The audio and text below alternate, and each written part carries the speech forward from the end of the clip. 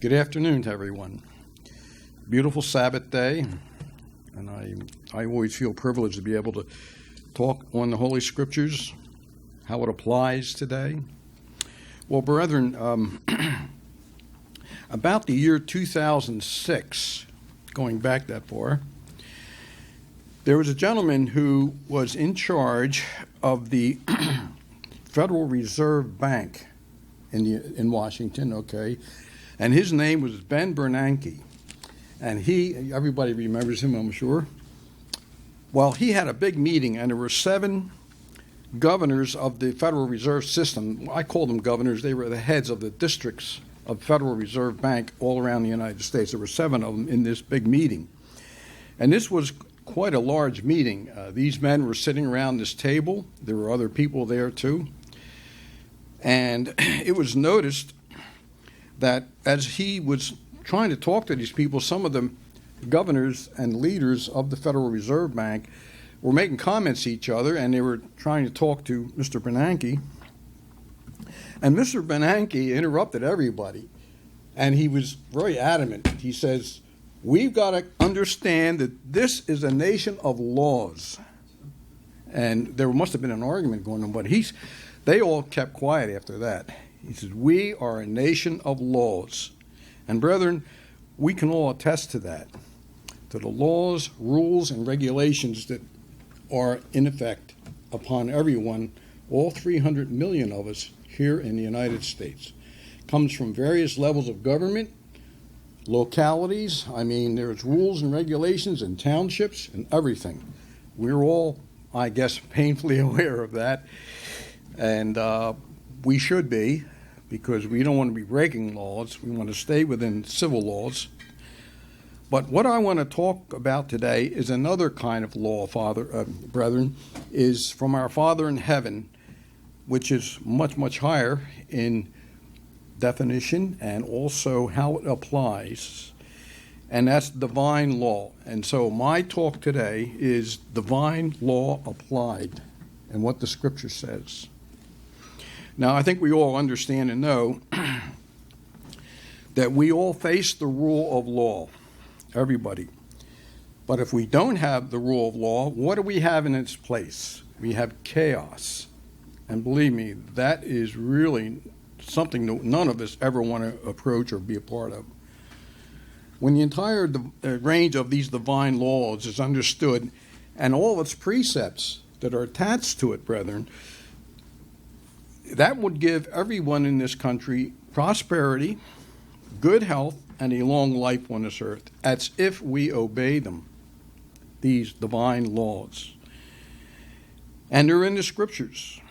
The whole national well-being of our country is at stake if we don't keep them, if we disobey them or ignore them, which it's evident to me in many areas of our human activities here in our nation, United States today, that most people, I'm going to go so far as to say most people aren't aware of them or maybe don't even care that they exist. So my talk today on divine law applied, I'm going to start with a comprehensive scripture. It's Psalm 19, verse 7 to 11. This is an important verse. King David wrote this. I'm going to read it to everyone. Psalm 19, verses 7 to 11. The law of the Lord is perfect, converting the soul. The testimony of the Lord is sure, making wise the simple. The statutes of the Lord are right, rejoicing the heart. The commandments of the eternal God is pure, enlightening the eyes. The fear of the eternal God is clean, enduring forever. The judgments of the eternal God are true and righteous altogether. More to be desired are they than gold, yea, than much fine gold, sweeter also than honey at the honeycomb. Moreover, by them is thy servant warned, and in keeping of them there is great reward. Great reward, brethren. The Scriptures tell us longevity, good health, prosperity, a long life on this earth are connected with keeping these laws. Now, the Bible itself, brethren, contains a lot of precepts and commands which are God-given authority for the direction and control of humanity. They're there for our use, for our direction, to keep them, to obey them, to follow them. The source, or I should say foundation of all law and order and society rests on authority. Let's open to Isaiah 33, brethren, the book of Isaiah. Turn to chapter 33, and I'm going to read to you verse 22. For the Lord is our judge. The eternal God is our lawgiver. The eternal God is our king, and he will save us. But we have to keep his laws and obey them and understand them. That's really important. Now, divine laws, brethren, are not something there to burden us. They were never put there, never inspired by certain men of the early Testament to write them down, even in the New Testament days, to burden his people. They're not there for that. They're there in order to meet every need of humankind. Every need, and it's there. I want to read to all of you right now 30 different specific subjects, just reading them off, okay, concerning divine law, how it covers mankind, what it covers, okay, and also human activities. There's 30 of them here. Now, out of that 30, I'm going to pick 4 of them. I can't pick them all and discuss them because that would be way too much time involved, which I'm not privy to right now. But there's 30 of these here type of laws that are covered by divine law. But I'm going to give you 4 examples from there and the scriptures. But I'll go through the 30 of them first, okay? Here we go. Here's number 1. Divine law covers organization of government. That's one thing it does cover, and it does. Number 2, the scope of government. It covers that. 3rd, qualifications for office holding. Number 4, government revenue. How to collect money, taxes and things like that. It covers that. Number 5, legislative enactments. Number 6, ownership of national resources. Number 7, court procedures. Divine law covers that. Number 8, standards of value.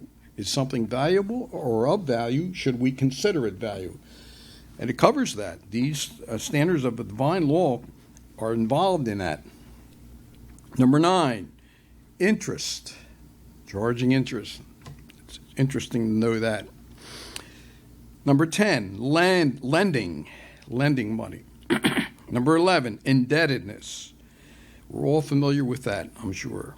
Number 12, private ownership.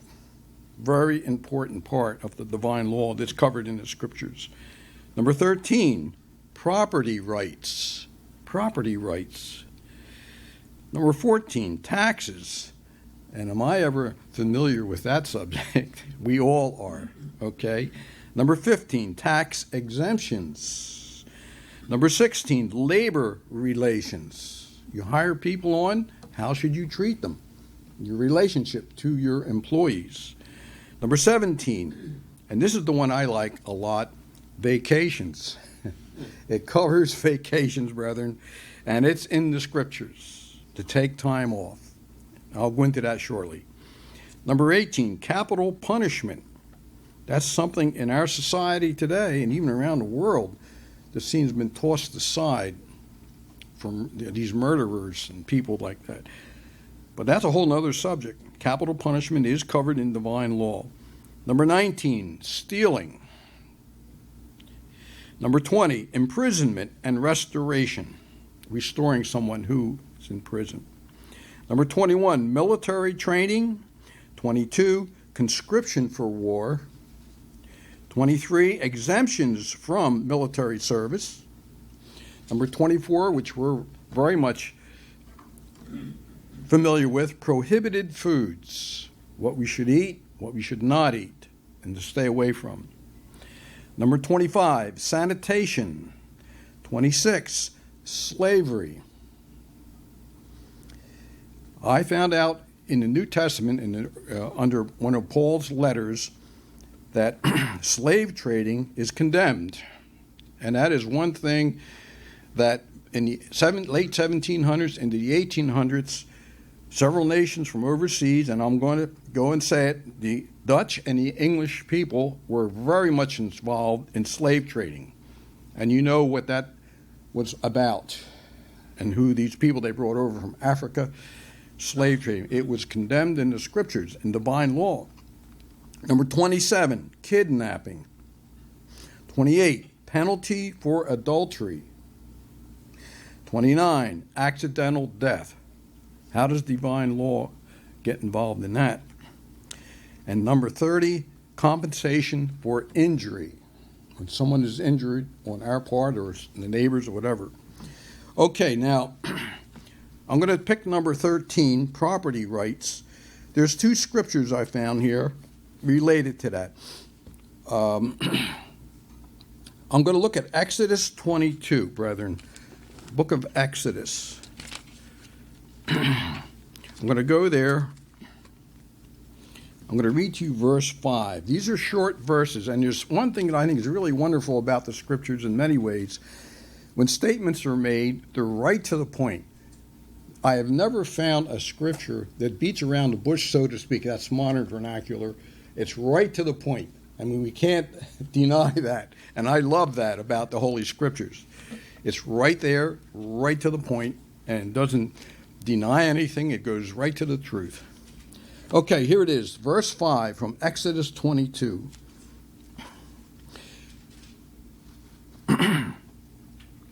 This is concerns around when you own property and is damaged by somebody else. Here it is here. If a man shall cause a field or vineyard to be eaten, and shall put in his beast, and shall feed in another man's field, okay, of the best of his own field, and of the best of his own vineyard, that is that other man, shall he make restitution? Absolutely, he should. Absolutely.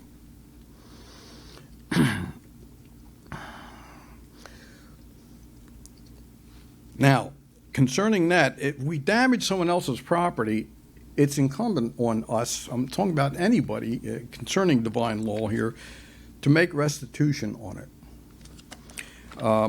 We have insurance companies today, which everybody's aware of, that we pay them to take care of the restitution part, okay?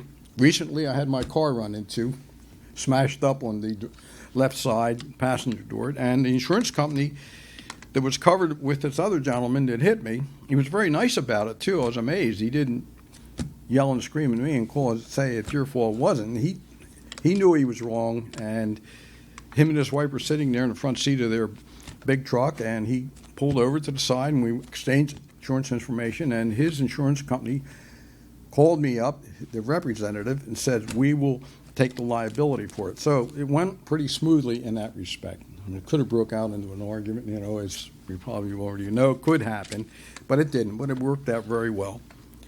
Okay, so that's restitution of someone else's property. I want to read to you, brethren, where the right to own property is going to be preserved. It's a futuristic thing coming our way. And I'm going to turn to the book of Micah. If you'll turn there just briefly, and this is a future event that's going to come about concerning having your home and your property, your family, and everybody together. Here's what it says. This is in the future. But they shall sit, every man under his vine and under his fig tree, and none shall make them afraid. For the mouth of the eternal God of hosts has spoken it. We're going to be preserved and protected, brethren, in that future realm. And I'm going to say it's going to be during the millennium, the 1,000 years of peace on this earth, where we're going to own property and not be afraid that somebody else is going to come marching in and take it off of us. That has happened so many times under Soviet communist rule in Russia. I've read about it, heard about it, saw it. And it was just awful for a man to have a home, family, and in marches Soviet officials say, we're taking your house, you'll have to move into the center of Moscow. It actually happened, and I was reading about it. It was very sad. So him and his family, his wife and children, had to move out. That's never going to happen under the rulership of our Creator in heaven. Now, the second item is taxes on property. Let's turn to 2 Kings 23. 2 Kings 23.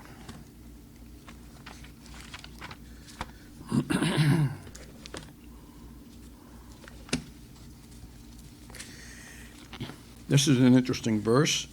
Chapter 23 and verse 35.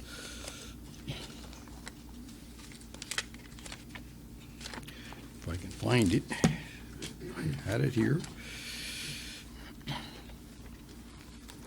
Okay, chapter 23.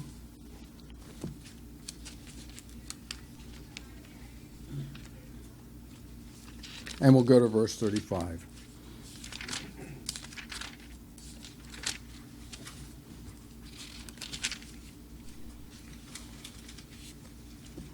Now this was under the reign of the king of Israel. His name was Jehoiakim. Now here's what he did. He gave the silver and the gold to Pharaoh. Pharaoh was king of Egypt at that time. But he taxed the land to give the money according to the commandment of Pharaoh. So he taxed the property and the land. He exacted the silver and the gold of the people of the land of every one according to his taxation to give it unto the Pharaoh, king of Egypt. That was condemned by our Creator. He didn't want him to do that, but he did it anyway. And his reign came to a swift end, and he was killed somehow down the line. Our Father in heaven didn't want him to be doing that to people and taxing their property. Here's the other item. The third item is vacations. Deuteronomy 16. Deuteronomy 16 under vacations. I'm going to read you verse 13 to 15. We all know what's coming, brethren, the Feast of Tabernacles, and it's mentioned right here. Thou shalt observe the Feast of Tabernacles 7 days, and after that thou hast gathered in thy corn and thy wine, and you shall rejoice in thy feast. You, your son and daughter, and the manservants and the maidservants, and the Levite, the strangers, the fatherless, the widow that are within thy gates. 7 days you shall keep a solemn feast unto the eternal God in the place which the Lord shall choose, because the eternal God has blessed thee in all thine increase and in all thy works of thine hands. Therefore you shall surely rejoice. There's a vacation, brethren, that we're, I'm sure, all looking forward to. It's a wonderful time. It's in the fall, the perfect time of the year. And I certainly look forward to it. And it is a type of vacation to get away from work, and all the daily things that you get involved in this life, to just get away, concentrate on our Father in heaven and all his blessings on all of us and this nation, how he has blessed us. Now, one other one, Leviticus 23:3. I want to read this to you. This is one item, brethren, that a lot of people don't understand or even care to be part of, okay? Here it is, and it's the Sabbath, a day of rest. And it can be termed a sort of a vacation from your work once a week. And it honors our Creator to do this, because he commands it, and it honors him to follow through. 6 days shall your work be done, but the seventh day is the Sabbath of rest, a holy convocation. You shall do no work therein. It is the Sabbath day of the Lord in all your dwellings, a day of rest. I had a boss one time, and I told him, I said, I'm no longer coming in on Saturdays. I says, from sundown Friday night, sundown Saturday night, I says, I'm going to keep the Sabbath. And he looked at me across his big desk. He was sitting right there looking me square in the eye. And he asked me, are you becoming Jewish? I says, no. I says, I'm an Israelite Christian man. I said, I'm going to keep the Sabbath. It is biblical. I'm going to keep it. So he ran into his boss, told him, and everything seemed to work out fine. So I had a wonderful blessing from a boss years ago, and it's been that way ever since. My present-day bosses have all agreed to it. They didn't tell me, well, you're fired, or we don't want you, or anything like that. So anyway, it worked out fine. So keeping the Sabbath day. And it's a wonderful one-day-a-week vacation for me, and I'm sure all of you appreciate that too, having a day of rest. Now, here's one here, brethren. The last one I'll say is compensation for injury. That was number 30. Let's turn to Exodus 21. Let's take a look at that for a moment. Exodus 21. I'm going to read to you verses 18 and 19.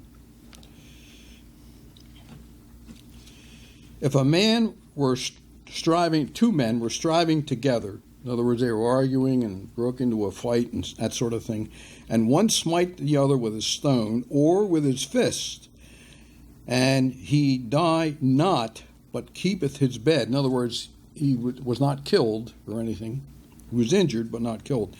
If he rise again and walks abroad and about upon his staff, then shall he that smote him be quit, which simply means stop beating up on him. You know, that's my take on it.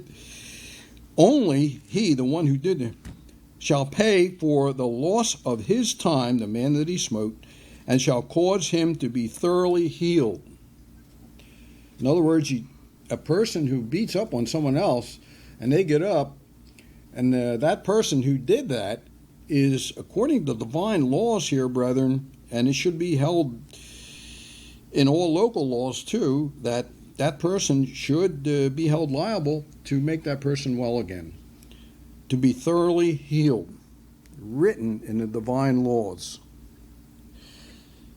You know, brethren, I read this and I think about what's going on today and how people are being attacked and all this sort of thing. And I go back to when our Messiah was in the Garden of Eden, or the Garden of Gethsemane, and Peter drew out his sword and cut the ear off of the high priest's servant, chopped it right off there. So what did our Messiah do? Joshua, he picked that part of the ear up and he put it back on the man and healed him instantly. And he told Peter, he really railed into Peter, he said, put your sword back in its scabbard. He said, you know, I didn't come for this, for you to be violent against another man, for any reason. And violence begets violence, brethren. It just goes a long way. That's why our Messiah says to us, do violence to no man. Do not intentionally go after somebody and hurt them.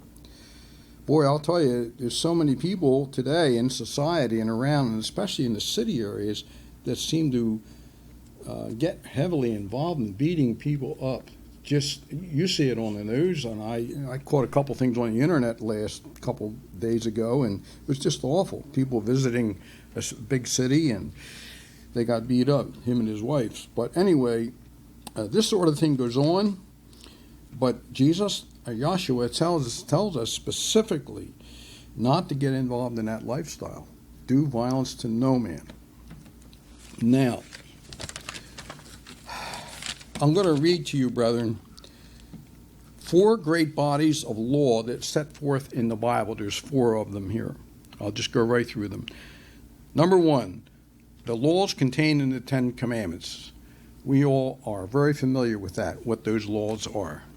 Second of all, laws set forth in statutes and judgments that come from those commands are applied in that way. Thirdly, laws governing judgments, all centered around commandments and how people treat one another, how they should be treated. And fourth, laws governing ordinances. Now, as all of us know, the commandments apply to all of us individually in our conduct. The statute laws, of course, apply to national administration. There are statutes everywhere. I mean, we have them in townships and governments, federal, state, local. Also, there are judgment laws that apply to decisions, brethren, that are rendered both in the commandments and statutes that come from there. These are judgments. And these divine laws are extracted out of the commandments of our Creator God, and they're applied to various situations. And fourthly, ordinances, brethren. Ordinances are decrees or rituals, we might say, by definition, which govern human activities and operations of men and nations. These ordinances are everywhere. We have ordinances in the township where I live, various ordinances that we have to follow because we come under their laws and rules. Now, I want to read to you one statement out of Ezekiel. Okay, let's turn there briefly here in the book of Ezekiel, chapter 11. I'm going to read to you verse 19 to 20. It's a prophetic statement. This is what's going to happen to the hearts of men on this earth in that future event. He tells us here, I will give them one heart, and I will put a new spirit within you, and I will take the stony heart out of their flesh, and I will give them a heart of flesh, that they may walk in my statutes and keep mine ordinances and do them, and they shall be my people, and I will be their God. That's a future event that's going to come about. So in closing, brethren, I want to read you a statement from the book of Joshua. It's about the book of the law. And I'm going to quote it here. Joshua 1, verse 18. This book of the law shall not depart out of my mouth, but thou shalt meditate it therein day and night, that thou mayest observe to do according to all that is written in them. For in them thou shalt make thy way prosperous and have good success. Joshua 1, verse 18.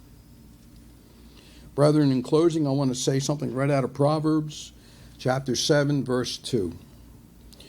Keep my commandments and live, and my law as the apple of thine eye.